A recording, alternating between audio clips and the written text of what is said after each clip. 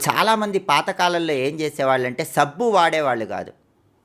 సబ్బు ఎందుకు వాడేవాళ్ళు కాదంటే, సబ్బు అనేది మురికిని పోగొడుతుంది. కానీ శరీరం మీద 2 ప్రత్యేకమైనటువంటి పొరలు ఉంటాయి. మనం సబ్బు ఎక్కువగా వాడినప్పుడు ఆ 2 పొరలు కూడా క్రమక్రమంగా వాటిలో ఉన్న రసాయనాలు కోల్పోతాయి.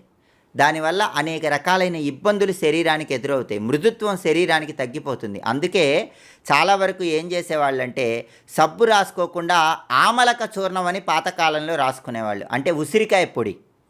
ఉసిరికాయ పొడి శరీరానికి రాసుకొని పాతకాలంలో స్నానం చేసేవాళ్ళు. అప్పుడు ఉసిరికాయ పొడిలో ఉన్నటువంటి ఔషధీయుక్తమైన గుణాలు ఆరోగ్యాన్ని కలిగింపజేస్తాయి. సబ్బు అందుకే ఎక్కువ సార్లు వాడకూడదండి. చాలామంది ఊరికే సోప్తో చేతులు వాష్ చేసుకుంటూ ఉంటారు. సబ్బు ఎక్కువ వాడితే అక్కడ పైన ఉన్నటువంటి రసాయనాలు అనేవి చర్మంలో తొలగిపోయి చర్మం అనేది మృదుత్వం కోల్పోతుంది. కాబట్టి